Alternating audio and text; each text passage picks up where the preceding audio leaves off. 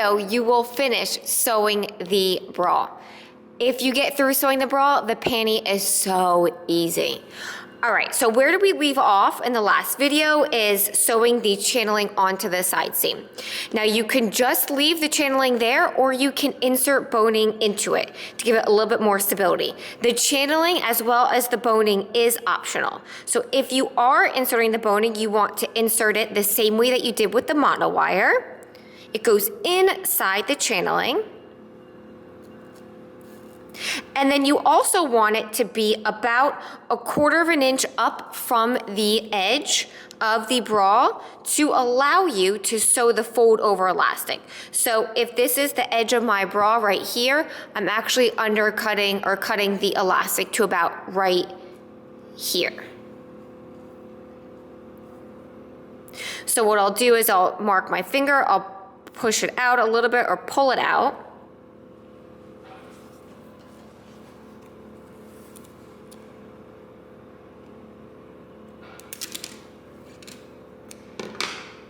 And then I'll use the tip of scissors, or you can use a pin, you can use a seam ripper to push it back in.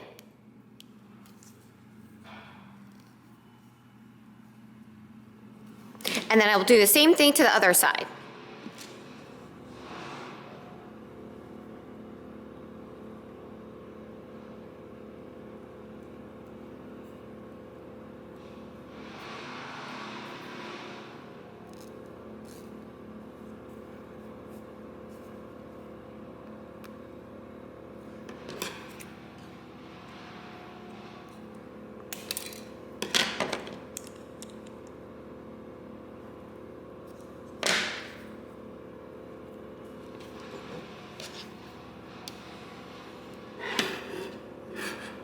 Once you've inserted the boning, the next step is to sew fold over elastic along the bottom edge, as well as the top of the back band and the underarm. Now, I do want to point out that if you are looking for a little bit more support, instead of using fold over elastic at the bottom edge, you can use a wide band elastic. So here is a wide band elastic. This does not come in the kits, but you can purchase it separately. But we use this for people who need a little bit more support. They also ask for it. A lot of our bralettes use this wide band elastic, so they're used to it, they love it, and they ask to use it. Now, if you do choose this, a wide band elastic, you just have to be careful, not be careful, but you have to adjust the back band because you're gonna sew the hook and eye to it. So you will have to cut down the back bands at the center back to accommodate the wide back band. Speaking of the hook and eye, when sewing this step, you always want to have your hook and eye handy or nearby, because you want to make sure that when you are sewing the fold over elastic, that in the next step, it will fit into the hook and eye. If you need to cut down a little bit, then do so. As you can see here, it is a little bit, it could just be my cutting. So I will cut that just slightly smaller so that it will fit into my hook and eye. Also, I want to point out is that you might be questioning, why didn't we sew down the channeling first and then sew the fold over elastic?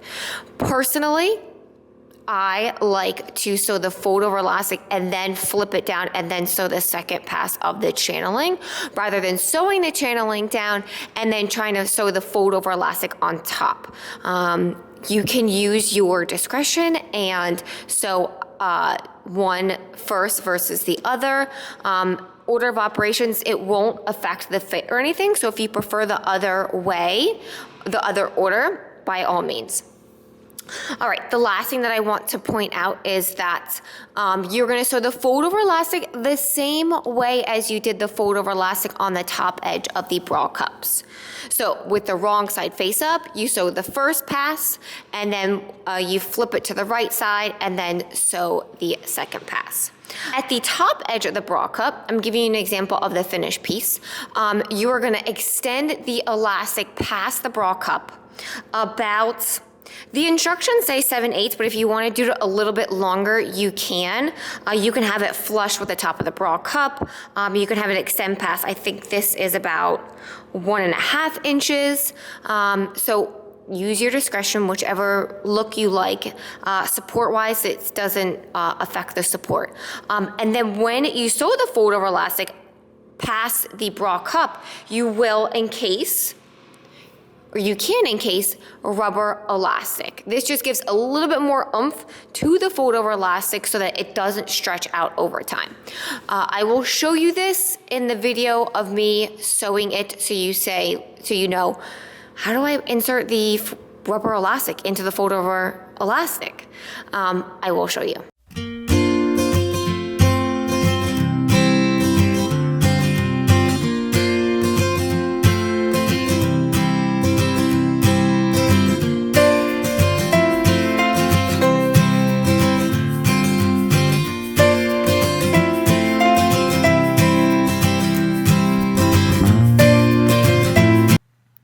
So the fold-over elastic has been sewn to the bottom edge of the bra as well as the top of the back band, underarm. Now, the next step, there are 2 different ways that you can do it.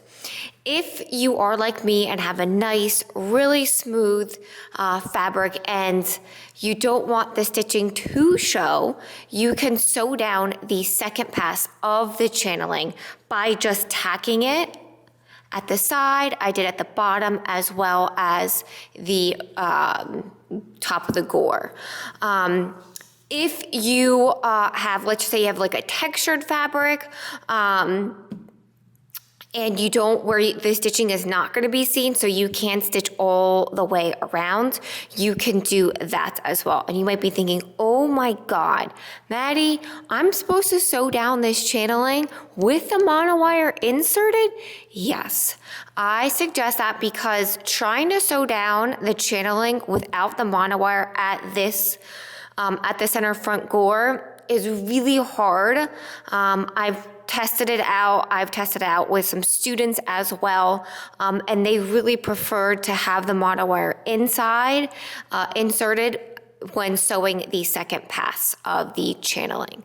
And you will sew the second pass of the channeling on the outer edge to keep it from flipping up.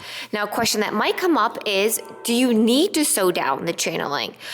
Yes. We've also tested that out by having some students and customers wear it and it flips up. So it needs to be tacked down, either sewn all the way down or just tacked in a couple spots. All right, let's finish up sewing the bra.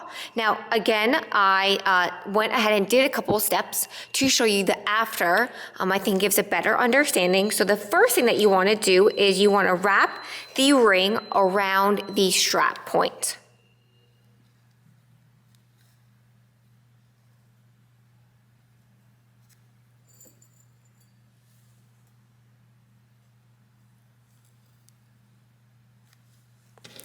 And you are going to sew a stitch as close to the ring as possible without breaking a needle, and you can also do another row of stitches back and forth, let's say 3 or 4 times, to secure it. Then you will trim it as close to the stitching as possible. Once you have that on, the next thing to do is to take your strap elastic, which I believe the pattern calls for 24 inches long. Depending on the height of your torso, you might be shorter or longer. You're going to feed your slider up and over that center bar. See that center bar? And then down again. And you're going to stitch as close to that hardware as possible. Here is an example of the after, and I'm going to show you under the machine as well how to sew this. Then once this is done, you are going to flip it, or you're going to feed it through that ring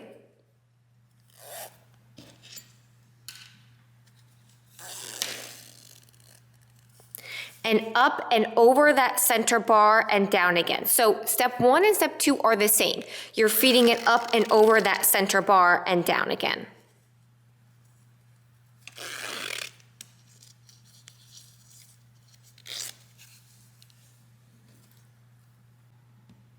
Once you have it through the ring, you're gonna flip it to the wrong side, making sure that the strap isn't twisted. You are gonna lay it over the back bands, and your pattern piece has notches from where it should be.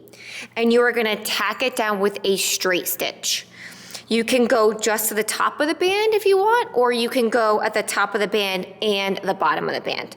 Obviously, the bottom of the band and tacking it down at the bottom of the band and the top of the band is a little bit more supportive because all the weight isn't at one point. All right, and then the last step, oh my goodness, is to hook an eye. So you're just gonna open this up. You're gonna place the back edge of the bands inside. You're gonna fold it down. And you're gonna stitch as close to that as possible. Do the same thing for the hooks, but you might have to adjust the needle position. All right, let me go to the sewing machine and show you all those steps.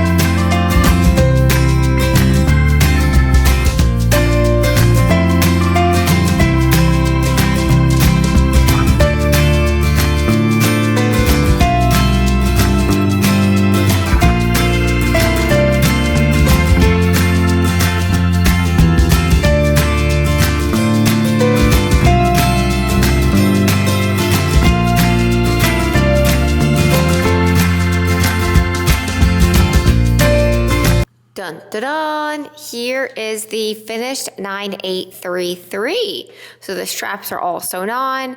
They are tacked at the top and bottom. Hook and eye is on as well.